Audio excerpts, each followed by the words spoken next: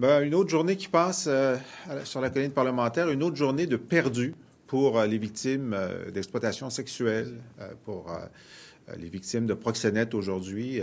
Les réponses que les deux ministres, le ministre de la Sécurité publique, Martin Coiteux, et la ministre des Services sociaux, Lucie Charlebois, ont données aux questions que nous avons posées sont pitoyables, lamentables. D'abord, une question très simple a été posée au ministre Coiteux. Pourquoi n'intervenez-vous pas immédiatement pour faire fermer les sites Internet qui offrent en pâture des jeunes filles au vu et au su de tous? Hein? Personne ne peut ignorer ce fait, d'autant que depuis plus d'1 an, il a à sa disposition et à la disposition des forces policières du Québec un nouvel article du Code criminel, et je le lis. Quiconque fait sciemment de la publicité pour offrir des services sexuels moyennant rétribution est coupable, soit d'un acte criminel passible d'un emprisonnement maximal de 5 ans, soit d'une infraction punissable d'un emprisonnement de 18 mois. Ça, c'est dans le Code criminel du Canada depuis novembre 2014. On lui a demandé, mais pourquoi vous ne les arrêtez pas tout de suite? Il n'avait pas de réponse. Il n'était pas au courant. Il n'était pas sensibilisé. Alors, c'est pitoyable. C'est une journée de plus, là, finalement, ce qu'il dit à tous les proxénètes qui utilisent Internet. Écoutez, là, moi, je suis pas trop au courant de ça, puis j'ai rien à vous dire, puis j'ai rien à dire aux policiers là-dessus.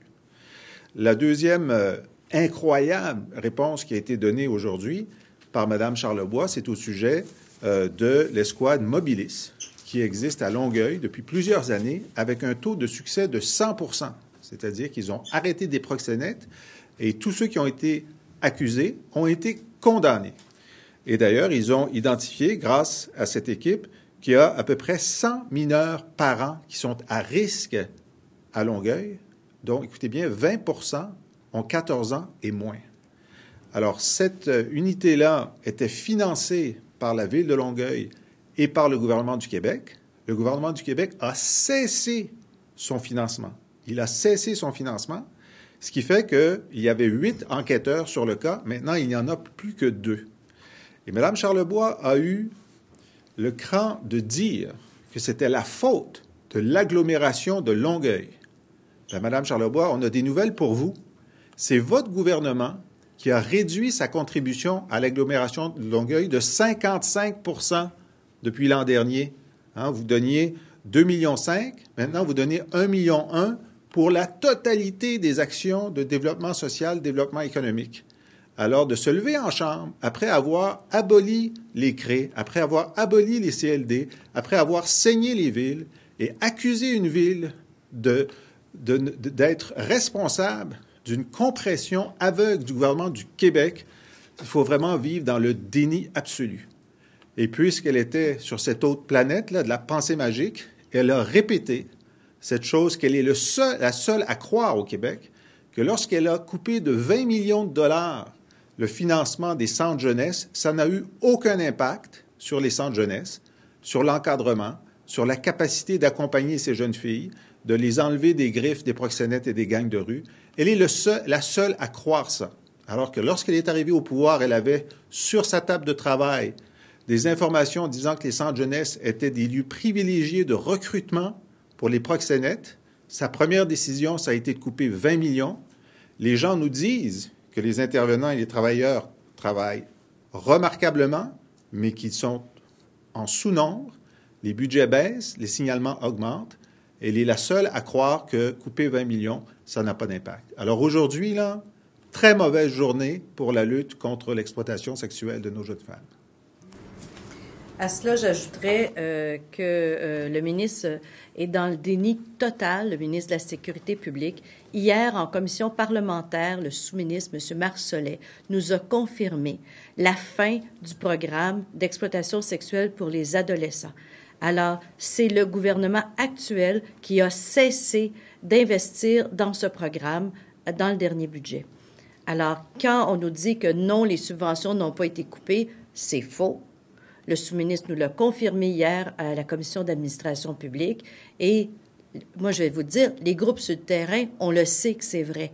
L'Anonyme, un organisme qui intervient, 4500 jeunes rejoints l'an passé pour faire de la prévention, pour faire de l'éducation à la sexualité, coupé, 100 000 $ de coupé. La Clé de Montréal, qui produit des documents importants, qui font des portraits de c'est quoi la prostitution, c'est quoi la pornographie juvénile au Québec. La Clé, coupée. Eh bien, ça, c'est de l'impact en tant que tel. C'est pas vrai que ce gouvernement-là a décidé de poursuivre ses actions. Quand on nous dit on a poursuivi nos travaux en exploitation sexuelle, c'est faux. Ils ont décidé d'abandonner nos filles. S'il y a de l'exploitation sexuelle, c'est qu'il y a des clients de ces jeunes filles-là. À ma connaissance, au cours des dernières semaines, on n'a pas entendu un seul ministre parler de ce problème-là. Qu'est-ce qu'on fait pour punir les clients ou les décourager d'exploiter des jeunes filles impunément? Est-ce que ça veut dire qu'il n'y a rien à faire ou que le gouvernement a baissé les bras? Bien, écoutez, je suis très heureuse de votre question parce que vous avez fort raison. Nous n'avons pas parlé de la source du problème, qui est la demande. Il y a une demande pour des petites filles, toujours plus blondes, toujours plus minces, toujours plus jeunes. Et ça, c'est un problème de société qu'il faut adresser. Il faut l'adresser sérieusement. Parce que, effectivement, si des PIM abusent de nos jeunes filles, font en sorte de les convaincre de se ramasser dans des hôtels miteux, qu'il y ait 10 clients qui passent sur le corps de nos petites filles de 15 ans. Ça, c'est la réalité. Mais il serait temps qu'on en parle, qu'on parle de ces clients-là, qu'on parle de ces hommes qui abusent de nos enfants pour assouvir leurs besoins sexuels. Ça, c'est une réalité. Et merci de poser la question. Il faut faire quelque chose, il faut adresser le problème. Et malheureusement, notre société a toujours refusé qu'on en débatte. Hier, on vous a pointé du doigt en point de presse, là, votre collègue vous a défendu. Maintenant, aujourd'hui, j'aimerais ça vous entendre sur le fait que c'est vous qui avez demandé l'élargissement de ces commissions-là et que finalement, c'est pour ça qu'on en arrive et on est encore à l'étape des travaux et qu'on n'a pas pu avancer de ce côté-là, en fait. Écoutez, me faire accuser de vouloir défendre, de protéger nos jeunes filles, bien, je dis bravo. Si on m'accuse de ça aujourd'hui, bravo. J'ai pas fait étendre le mandat des commissions, c'est pas vrai. J'ai fait en sorte qu'on ait une commission. J'ai été la première à réclamer ce mandat d'initiative. La ministre, en crédit, le 23 juin 2014, promettait un plan d'action en matière d'exploitation sexuelle pour la fin 2014-2015. Nous avons débuté nos travaux en commission en mai 2015. Alors, c'est la ministre là, qui a retardé les travaux de déposer un plan d'action en matière d'exploitation sexuelle. Et fort heureusement, j'apprends hier qu'elle se rallie à l'idée que j'ai déposée lors de la commission, qui est d'avoir un plan commun en matière de violence sexuelle, violence conjugale et exploitation sexuelle. Parce qu'il faut s'entendre, lorsque un policier se présente sur les lieux d'un cas de violence qui apparaît de violence conjugale, ça peut être un cas de proxénétisme, ça peut être un cas d'exploitation, parce que les deux personnes se comportent comme un couple. Alors, quelle est la différence dans l'approche policière? Et ça, je peux vous dire que le programme Les Survivantes à Montréal fait de la formation auprès des policiers. J'ai assisté à cette formation et ils font de la formation pour que les policiers puissent détecter les situations. Alors, dire que j'ai retardé les travaux, ben, je vais vous dire qu'aujourd'hui qu'on en parle depuis plusieurs jours, j'en suis fort heureuse, mais là, il nous faut des solutions, il faut de l'investissement. Elle a verrouillé les portes officiellement au centre de Laval. Comment vous réagissez à cette mesure-là qui est confirmée par le gouvernement? Bien, moi, je veux entendre les explications du centre Laval. Alors, on sait, notre position, c'est qu'on est allé, avant 2007, il y avait une restriction trop sévère de la liberté des jeunes en centre jeunesse. Après 2007, on peut constater avec le recul qu'il y a eu une liberté trop grande. Moi, j'appelle à une discussion basée sur la connaissance, basée sur les professionnels, pour nous dire quelles sont les mesures, le bon équilibre à atteindre. Fermer les portes pour tout le monde, je n'avais pas l'impression que c'était le bon équilibre à atteindre. Peut-être le centre de Laval a-t-il de bonnes raisons de le faire, mais je leur donne le bénéfice du doute, j'attends leurs explications, mais ce n'est pas une mesure que nous préconisons pour tous les centres jeunesse à partir d'aujourd'hui. Non. Nous voulons avoir une discussion éclairée sur les cas où la restriction de la liberté doit être plus grande, doit être motivée, mais la réactivité des intervenants doit être beaucoup plus rapide. En ce moment, pour restreindre la liberté d'un jeune en centre jeunesse, il faut remplir un document de 20 pages et attendre une autorisation. Mais là, la fugueuse est rendue loin. Okay? Alors, c'est ce qu'il faut regarder. Donc, sur la décision du Centre Laval, j'attends leurs explications. C'est évidemment pas une décision qui doit être vue comme une règle générale à partir de maintenant. Comment qualifiez-vous la décision du gouvernement de sabrer la subvention au projet Mobilis? Bien, écoutez, ce qu'ils ont fait, c'est qu'ils ont sabré les subventions de toutes les régions du Québec.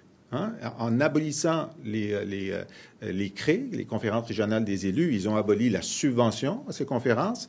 En abolissant les CLD, ils ont réduit considérablement les subventions à ces centres de développement. Et donc, les villes se sont retrouvées avec une enveloppe très fortement amputée qui finançait, dans le cas de Longueuil, la lutte au proxénétisme, dans beaucoup de cas, la lutte au décrochage scolaire, dans beaucoup de cas, la lutte contre l'itinérance. Et on le voit partout dans le réseau que cette abolition de structure, disait-il, est en fait une réduction des sommes dévolues à des missions essentielles. Est-ce que ça vous dit quelque chose sur la sensibilité du gouvernement par rapport justement aux problèmes liés à la lutte au proxénétisme? Bien, ils n'ont pas regardé. Eux, là, ils voulaient juste couper. OK? Ils voulaient juste couper. Puis quand le premier ministre a dit dans son discours d'ouverture, on va porter une attention particulière aux vulnérables, c'était pas vrai. Parce que s'il avait dit, coupez, mais chaque fois qu'il y a quelqu'un de vulnérable qui va être touché, retenez vos ciseaux. Ben, on aurait vu que, à Longueuil, il aurait gardé l'enveloppe pour Mobilis, puis partout, il aurait gardé l'enveloppe pour le décrochage scolaire, puis pour l'itinérant. Ils n'ont pas fait ça. Ils ont dit, coupez, les villes se débrouilleront. Et là, pour ajouter l'insulte à l'injure, la ministre dit, c'est leur faute. Ils ont coupé. C'est fort. Merci. Merci. Merci.